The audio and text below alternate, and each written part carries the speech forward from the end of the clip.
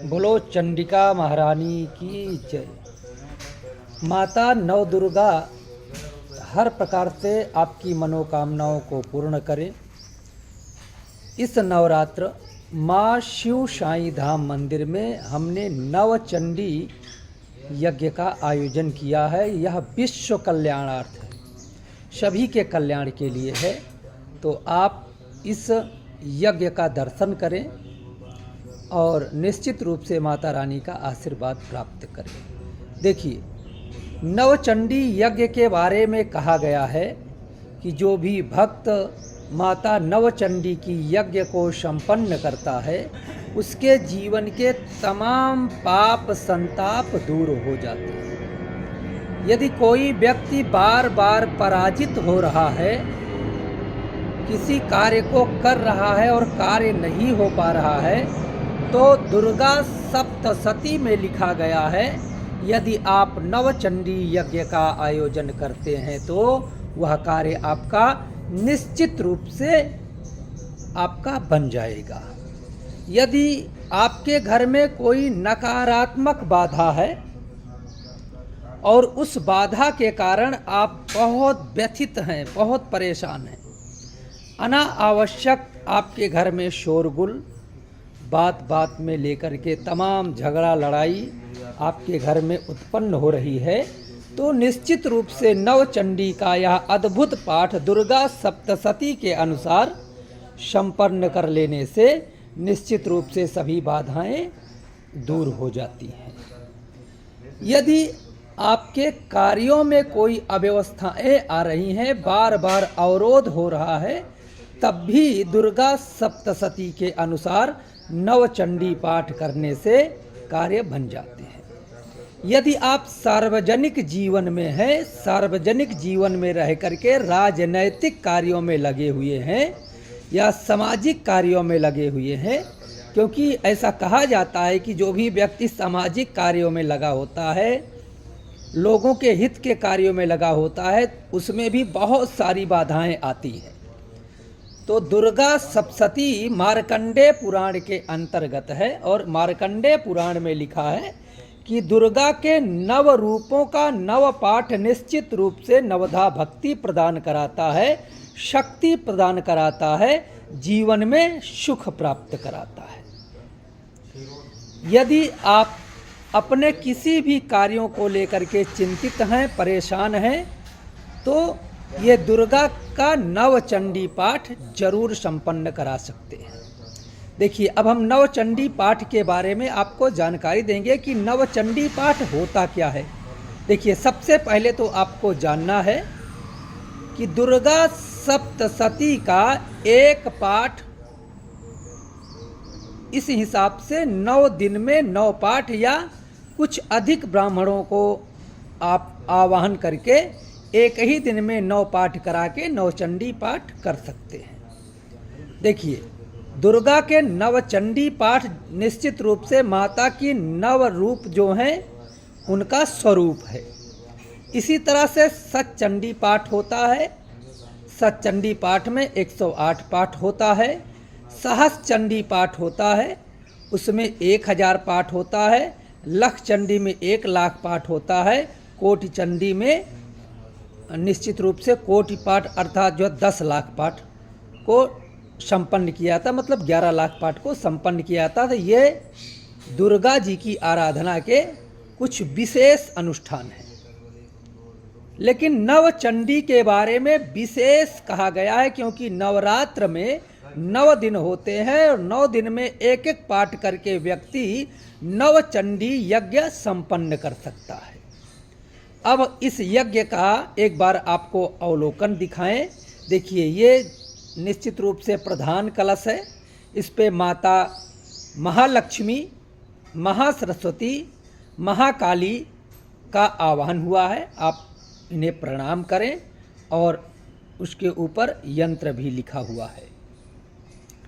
इधर सूर्यादि नवग्रहों का आवाहन हुआ है इस कलश पे, और इस कलश पे षोडश मातृका और चतुष्षष्ठ योगिनी का आवाहन है।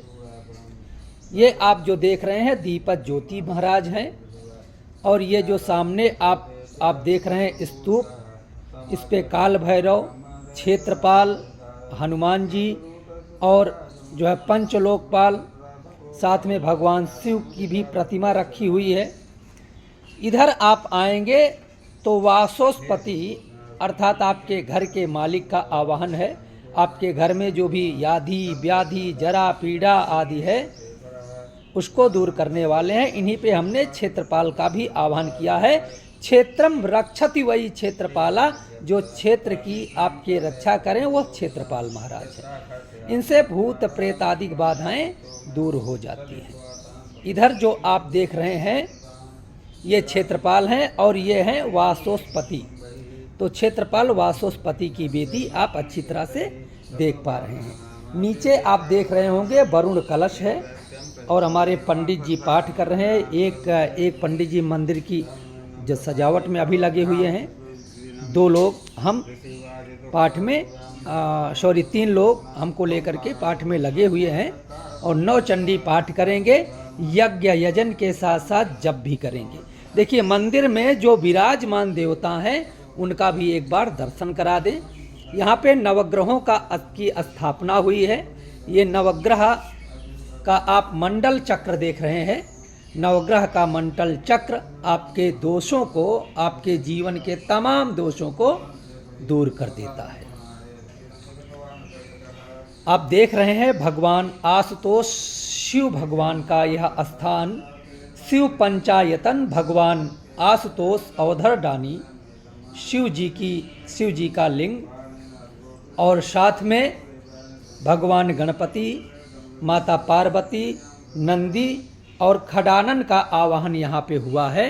निश्चित रूप से आपके सभी कार्यों को पूर्ण करने वाले आशुतोष भगवान अमृतमय इनका स्वरूप है। ये आपको अभय का वरदान देते हैं। इन्हें भी आप प्रणाम करें। यहाँ पे देख रहे हैं ये बट का वृक्ष है, क्योंकि बट का वृक्ष सिद्धि को देने वाला है, इसलिए मंदिर में बट का वृक्ष होना बेहद आवश्यक है। यह रिद्धि सिद्धि को प्रदान कराता है।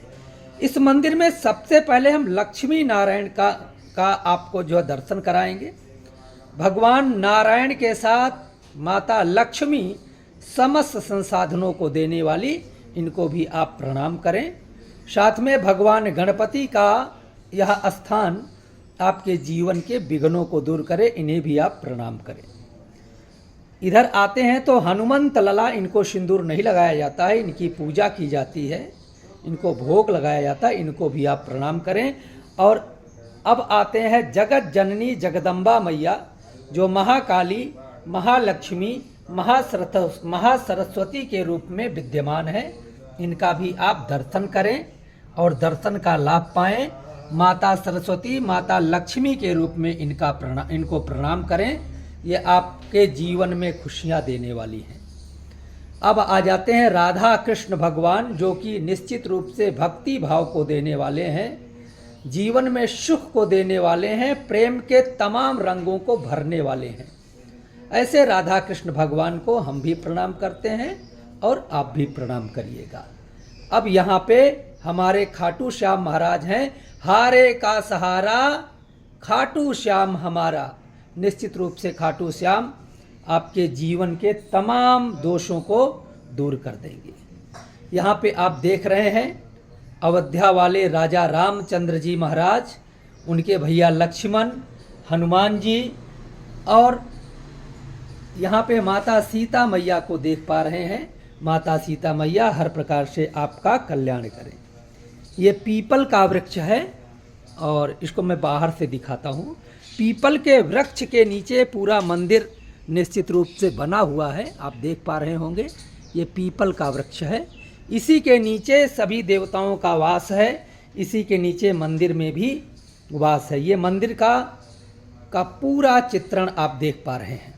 2 पंडित जी लगे हुए हैं पाठ और जप करने में, क्योंकि 9 चंडी यज्ञ है और 9 चंडी यज्ञ का आयोजन निश्चित रूप से इस नवरात्र में हमने किया है। ये सिंदूरी हनुमान जी महाराज हैं, बजरंग बली महाराज हैं।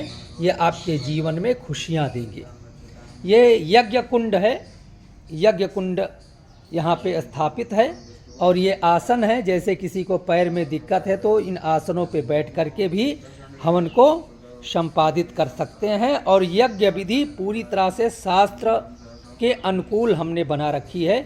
सत, रज, तम, योनि आदि सभी का प्रमाण जो वेदों में मिलता है उसके अनुसार हमने यज्ञ का पूरा चित्रण किया है। एक बार पुनः आप इस यज्ञ वेदी को प्रणाम करें। यदि आपको भी अपने घर में व्यापारिक प्रतिष्ठान में सतचंडी, नवचंडी, सहस्रचंडी की यज्ञ कराना है तो आप संपर्क कर सकते हैं, कहीं भी हैं।